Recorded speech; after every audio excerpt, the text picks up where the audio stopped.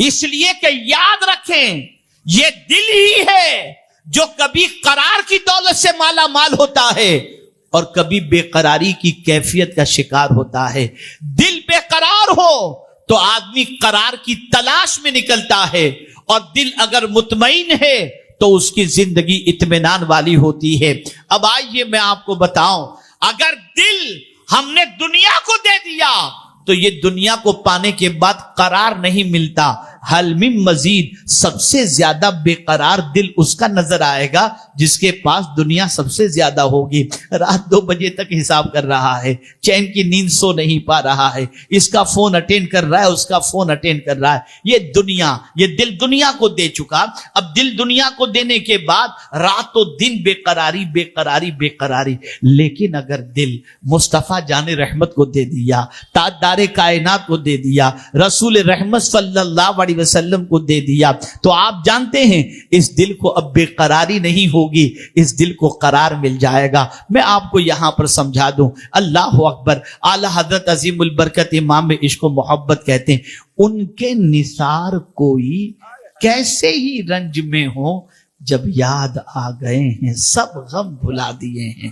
اللہ اکبر. میرے پیارے آقا صلی اللہ علیہ وسلم کے پیارے دیوانوں، میں پورے یقین کے ساتھ اور ذمہ داری کے ساتھ کہتا ہوں، جس کسی نے دل حضور کو دے دیا اس کو زندگی میں بھی اطمینان اور مرنے کے بعد بھی اطمینان کی دولت نصیب ہو جاتی ہے. اس لیے کہ حضور صلی اللہ علیہ وسلم کی محبت میں تڑپنے والے کو اللہ کے رسول صلی اللہ علیہ وسلم تسلی عطا کرتے ہیں. اسی لیے استاد زمن کہتے ہیں دل درد سے بسمل کی طرح لوٹ رہا ہو، سینے پہ تسلی کو تیرا ہاتھ دھرا ہو. اے رسول اعظم صلی اللہ تعالی علیہ وسلم کے دیوانوں، اسی لیے امام عشق و محبت اپنے دل کو یہاں نہیں پاتے. کہتے ہیں ہمیں اے رضا تیرے دل کا پتہ چلا بمشکل، در روزے کے مقابل وہ ہمیں نظر تو آیا، یہ نہ پوچھ کیسا پایا، تجھے حمد ہے خدایا.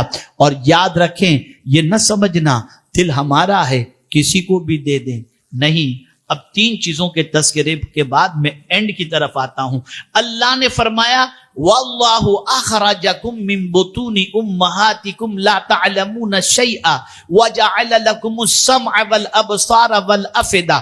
ترتیب دیکھیے، وجعل لکم السمع والابصار والافئدہ. سماعت، بصارت اور افئدہ، یہ تینوں کا دل کا ذکر ہو گیا، تینوں کا ذکر ہو گیا، کان، آنکھ اور دل. اب اللہ سے ہم پوچھتے ہیں میرے مولا کیا ان تینوں کے بارے میں ہی قیامت میں سوال ہوگا؟ تو قرآن کہتا ہے ان السمع والبصر والفؤاد کل اولئک کان عنہ مسئولا. یعنی بتا دیا گیا کان کے بارے میں پوچھا جائے گا، آنکھ کے بارے میں پوچھا جائے گا، دل کے بارے میں پوچھا جائے گا. کیا کیے تھے؟ یہ بڑا سرمایہ ہم نے تم کو دیا تھا، کہاں تم نے خرچ کیا؟ اے رسول اعظم صلی اللہ تعالی علیہ وسلم کے دیوانوں، یہ بات اچھی طریقے سے ذہن میں محفوظ کر لیں کہ آپ اگر دنیاوی علم حاصل کرتے ہیں اسلام نہیں روکتا، لیکن یاد رکھو آج بہت بڑے خطرے کے اندر ہم پڑے ہوئے ہیں، بہت سخت امتحان کے اندر ہم پڑے ہوئے ہیں، بہت سخت آزمائش کے اندر ہم گرفتار ہیں. آج ہم لوگ بھی پوری دنیا میں ڈھنڈورا پیٹ رہے ہیں. سائنس سیکھو، ٹیکنالوجی سیکھو، دنیا کے علم میں آگے بڑھو، لیکن ذرا سنبھل کر کے بڑھنا. دین چھوڑ کر آگے بڑھے تو دہریے بن جاؤ گے. دین مقدم ہے. حضور نے پہلے جس علم کو حاصل کرنے کے بارے میں فرمایا ہے وہ دین کا علم ہے. پہلے تم جانو کہ تم کس کے بندے ہو، تمہارا خالق کون ہے. تم پہلے جانو کہ مصطفیٰ جان رحمت کا مقام کیا ہے، تم کس کے امتی ہو. تم یہ جانو کہ مرنے کے بعد اٹھائے جاؤ گے. تم یہ جانو کہ موت تمہیں آ کر کے رہے گی. فرشتوں پر ایمان رکھو. یہ سارے علم کی ضرورت سب سے پہلے ہے. اگر تم انگلش نہیں جانتے اور مر گئے کوئی پرابلم کی بات نہیں، ٹیکنالوجی نہیں جانتے مر گئے کوئی پرابلم کی بات نہیں، سائنس نہیں جانتے مر گئے کوئی پرابلم کی بات نہیں. لیکن اگر تم پیدا ہونے کے بعد یہ نہ جان سکے کہ تمہارا خدا کون ہے، تم کس کے امتی ہو، اس نہ جاننے کا تمہیں بہت بڑا خمیازہ بھگتنا پڑے گا. اس لیے کہ یہ نہ جاننے کی بنیاد پر ایمان جیسی عظیم دولت نہیں آئے گی. ایک صحابی رسول سے ایک دوسرے صحابی نے پوچھا کہ سرکار صلی اللہ علیہ وسلم سب سے پہلے کون سا علم تمہیں سکھاتے؟ وہ صحابی فرماتے پہلے عقیدہ سکھاتے پھر قرآن سکھاتے۔ میں بہت بڑا کریکشن کرنے جا رہا ہوں، ہمارے مکاتب کے اندر جو محلوں میں پڑھائے جاتے ہیں پہلے قرآن سکھایا جاتا ہے، عقیدہ نہیں سکھایا۔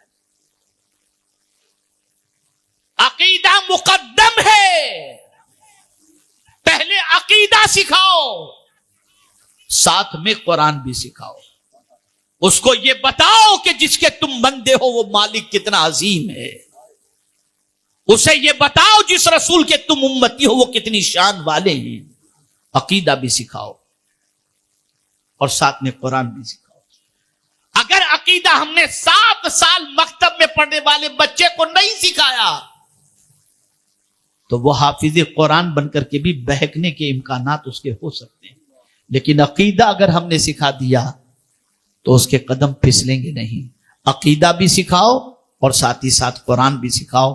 میرے پیارے آقا صلی اللہ علیہ وسلم کے پیارے دیوانوں، عرض کرنے کا منشا یہ ہے کہ ہم سائنس ٹیکنالوجی کے علم کی طرف قدم بڑھانا چاہتے ہیں، ضرور بڑھاؤ، لیکن آپ کا علم مقدم جو ہے، آپ کو جو رکھنا ہے وہ دینی علم ہے، اس کو مقدم رکھیں، ورنہ ہوگا یہ جیسا کہ حضور مفکر اسلام اکثر فرمایا کرتے ہیں کہ جنازہ پڑا ہوگا، باپ کی لاش ہوگی، بیٹے سے کہا جائے گا نماز جنازہ پڑھ، تو وہ یہی کہے گا مجھے تو جنازے کی دعا بھی نہیں آتی۔